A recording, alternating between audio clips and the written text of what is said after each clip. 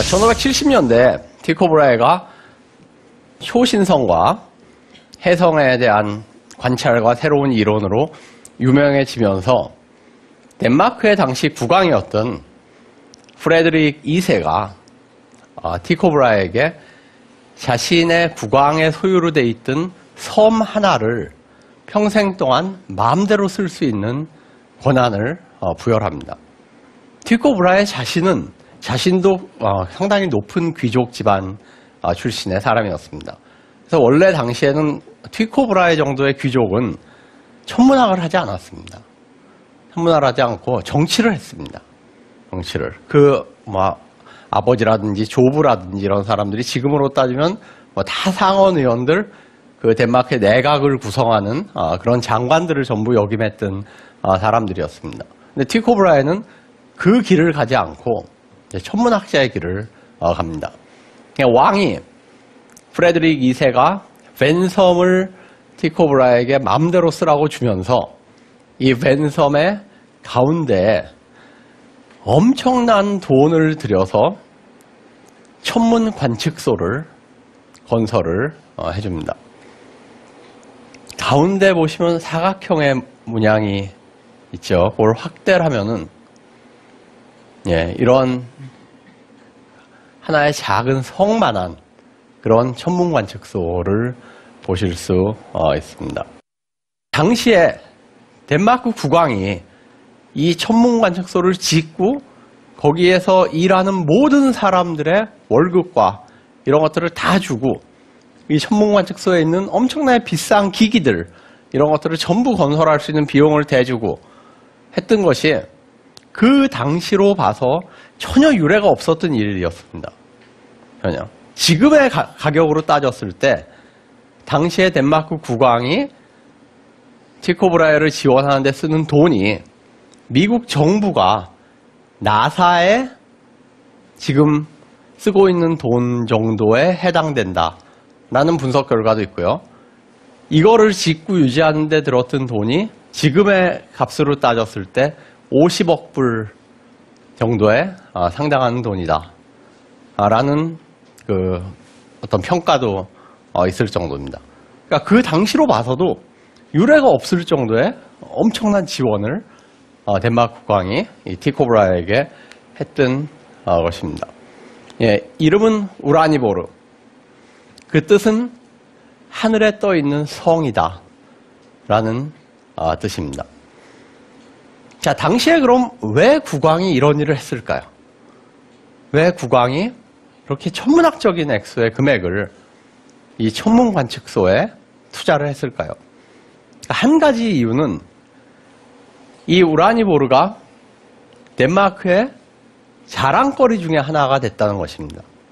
왕비도 실제로 이 우라니보르를 방문을 했고요. 덴마크의 귀빈들이 오면은 그 정부 관리들이 이 우라니보르에 한 번씩 데려가는 것이 관례였습니다. 가서 구경시키고 이렇게 엄청난 규모의 천문대를 관람시키고 티코 브라헤에게 얘기를 듣고 하는 것이 그 당시 관례였는데 근데 그렇다고 쳐도 그 목적으로 이렇게 큰 천문 관측소를 왕이 자비를 들여서 지어줬다는 건 잘 납득이 안 됩니다. 또 다른 어찌 보면 진짜 이유 중에 하나는 점성술이었습니다. 점성술. 나중이 되면은 천문학과 점성술은 갈라집니다. 갈라져서 점성술은 일종의 과학적 근거가 없는 사이비 과학으로 간주가 되고 천문학은 뛰어난 과학 중에 하나로 평가가 되지만 이 당시만 해도 천문학과 점성술이 아직 분화가 되지 않았던 시기였습니다. 티코 브라헤나 케플러 같은 천문학자들은 뛰어난 천문학자이면서 동시에 일종의 점성술적인 예언을 하기도 했던 사람이었습니다. 이 우라니보르는 밖에 지어진 건물이기 때문에 바람이라든지 아니면 땅에 굉장히 아주 미세한 요동이라든지 이런 데 영향을 받았습니다. 그래서 나중에 티코 브라헤는 스티에르네보르라는 천문대를 땅 속으로 묻었던 그러니까 땅 속에 들어가 있는 관측소를 하나를 더 짓습니다. 이 스티에르네보르는 별의 성이라는 그러한 뜻인데요. 이 스티에르네보르의 왼쪽에 문으로 들어가시면은 이제 지하로 들어갈 수가 있습니다. 지하로 들어가면 거기에 벽이 4개인 대기실이 있습니다. 그리고 각각의 벽에는 2명의 천문학자들의 초상이 그려져 있는데요. 고대 천문학자부터 코페르니쿠스까지 6명의 초상이 그려져 있고 그 각각에 대해서 그들이 남긴 업적을 옆에다 족자로 걸어서 이렇게 서술을 해놨습니다.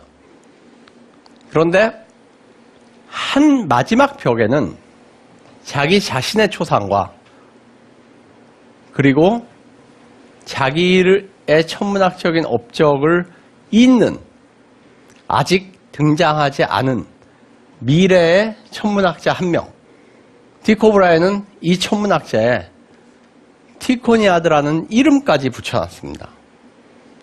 그 천문학자의 초상화가 그려져 있고 자기의 초상화 밑에는 자기의 업적을 적은 족자를 해놓는 대신에 Quid si sic?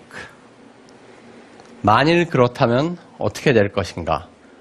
라는 질문 하나를 적어놨다고 합니다.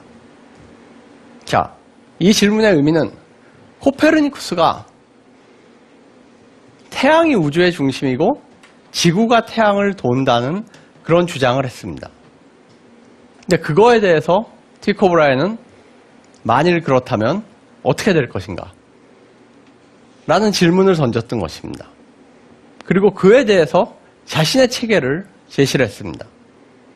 그럼 그 이후에 나오는 천문학자들은 다시 이 질문을 던질 수 있다는 거죠. 만일 또 그렇다면 어떻게 될 것인가? 라는 식으로. 그러니까 천문학자들이 자신의 선임자들의 업적을 평가할 때 던질 수 있는 그러한 질문을 거기다 적어 놨습니다.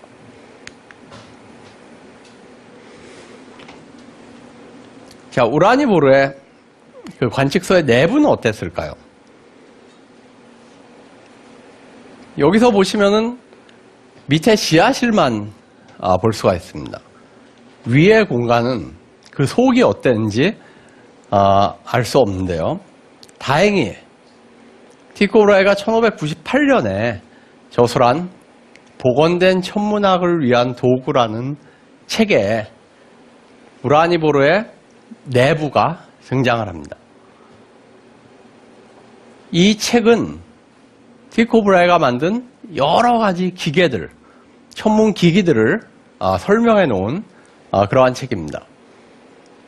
이 티코 브라이가 가지고 있었던 수많은 기기 중에 가장 자랑할 만했고 또 가장 값비쌌던 기기가 저 한쪽 벽면을 덮고 있는 사분입니다. 저 사분이는 둥그런 이런 원호 같은 그 눈금은요, 눈금자는 반지름이 한 2m 정도 됐던 눈금자입니다. 보통 사분이는 그 90도 각도가 1도 간격으로 나눠져 있습니다. 근데 크면 클수록 그 1도를 또 나눌 수가 있겠죠. 1도를 60으로 나누면은 그 하나가 1분입니다. 예, 저 사분위는 1분의 단위가 다 표시가 되어 있고요. 그러니까 1도를 60개로 나눈 1분의 단위가 다 표시가 되어 있고 실제로 1분의 한 10분의 1까지 관측이 됐다고 그럽니다. 굉장히 정밀한 관측을 할 수 있었던 그러한 기계였습니다. 사분위의 앞에서는 티코 브라이 자신의 초상화가 그려져 있고요. 티코 브라이가 하늘을 가르치고 있습니다. 저기 벽면에 난 작은 창문에서 들어오는 빛을 손가락으로 가르치고 있습니다. 그리고 그 사분위 주변에는 3명의 조수들이 그려져 있습니다. 한 명은 눈금을 읽고 있고요. 맨 오른쪽에. 밑에 있는 조수는 시간을 재고 있습니다. 그리고 왼쪽에 있는 조수는 기록을 하고 있습니다. 티코 브라이는 실제로 이 우라니보르에 상당히 많은 그 조수들을 데리고 있었습니다. 3개 층으로 되어 있습니다. 뒤에 보시면 건물의 내부가 보이는데요. 맨 위에 그 2층에는 천문 관측 기기들이 쭉 놓여 있습니다. 그러니까 2층은 천문 관측을 했던 천문학의 방입니다. 예, 굉장히 밝고요. 지금 낮이기 때문에 그런데 굉장히 밝고 빛이 쏟아지고 있습니다. 천문학은 티코 브라에 따르면 빛의 학문입니다. 빛의 학문. 예, 1번 관측기계는 티코 브라가 설계했던 움직여서 갖고 다닐 수 있는 사분이고요. 2번은 혼천입니다. 우주의 모양을 모형으로 만든 것이고요. 3번은 시차라는 각도를 측정하는 각도계입니다. 굉장히 정밀한 각도계고 4번은 6분이라고 불리는 것입니다. 왜냐하면 360도를 6으로 나누면 60도가 나오잖아요. 그러니까 저거는 60도의 각을 가진 관측기구여서 6분이라고 불렸던 그런 관측기구들입니다. 2층에는 이런 천문 관측이 이루어졌고 천문 관측에 사용되는 그러한 기구들을 보여주고 있고요. 1층은 도서관입니다. 도서관의 한가운데는 직경이 1.5m에 이르는 구리로 만든 우주의 모형이 있었습니다. 그리고 거기에는 별이 1000개 이상 정확하게 새겨져 있었습니다. 티코 브라헤가 수십 년간의 노력 끝에 제작을 했던 그러한 그 모형이었고요. 이 도서관에서는 티코 브라헤의 교수들, 그리고 또 이 섬을 방문했던 천문학자들, 이런 사람들이 관측 결과를 놓고 토의를 하고 있는 그런 모습들이 보입니다. 어떤 의미에서 이 티코 브라헤의 도서관은 여러 관측 결과들, 여러 지식들을 한 곳에 모으는 그러한 공간이었고요. 역시 창문이 있고 밝은 상태로 유지가 되고 있었습니다. 반면에 지하실은요, 연금술 실험실이었습니다. 티코 브라헤는 그 목적은 정확히 알기 힘들지만 몇 가지 이유에서 연금술 실험실을 우라니보르의 지하실에다가 설치를 했습니다. 한 가지 추측은 자신의 가짜 코를 만드는데 가장 적합한 어떤 금속의 비율을 알기 위해서였을 것이다 하는 추측이 있고요. 그 외에도 여러 가지 다른 의학적인 목적을 때문에 아마 연금술 실험실을 만들었을 것이다 라는 추측이 있습니다. 연금술 실험실은 특징이 일단 지하에 있습니다. 지하에 있고 어두워요. 창문이 없습니다. 빛이 없어요. 천문학이 빛의 학문인 것에 반해서 연금술은 어둠의 학문이었습니다. 적어도 티코 브라헤에게는 자신이 했던 천문학과 점성술이 하늘의 학문인데 반해서 연금술은 땅의 학문이었던 것입니다. 티코 브라헤에게 점성술은 천문학과 뗄 수 없는 것이었고 높은 지위를 상대적으로 가지고 있던 것임에 반해서 연금술은 아직도 상당히 낮은 지위를 가지고 있던 것이었습니다. 자, 이런 생각이 당시에 티코 브라헤만의 생각은 아니었습니다. 상당히 많은 사람들이 연금술을 굉장히 의심스러운 것으로 간주를 하고 바라봤습니다. 그래서 실제로 연금술을 하던 사람들, 연금술을 바탕으로 화학 실험을 하던 사람들은 그런 시선이 상당히 불편했을 것입니다. 안드레아스 리바비우스는 독일의 화학자였습니다. 연금술이라는 대표적인 책을 썼고요. 연금술이라는 책에서 화학 실험에 대한, 실험 기구에 대한 아주 자세한, 상세한 설명들을 제공을 합니다. 그 책에서 리바비우스는 화학자의 실험실이라는 화학의 집을 설계를 해서 제시를 합니다. 재밌는 것은요, 이 화학의 집에 너무 많은 창문이 있다는 것입니다. 너무 많은 창문이 있고 이 안에는 굉장히 밝게 유지가 되겠죠. 화학이 다른 사람들이 연금술이라고 불리는 어두컴컴하고 칙칙한 그런 학문이 아니라 화학도 나름대로 떳떳하고 자랑스럽고 빛을 받을 만한 그런 가치가 있는 학문이다 라는 것을 드러내기 위한 상징적인 시도였던 것입니다. 자, 우라니보르의 도서관입니다. 아까 보여드렸듯이 여러 사람들이 데이터를 놓고 토론을 하고 상의를 하고 논의를 하고 있습니다. 지식을 모으고 있고요. 뭐 요즘 많이 되는 말로 융합이 일어나고 있는 공간이라고도 볼 수 있습니다.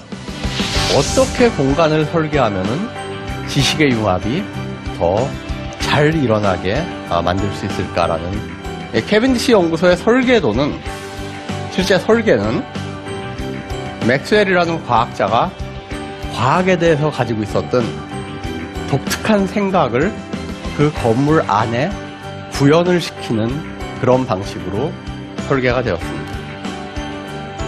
과학은 건축을 담고 건축은 과학을 담는다.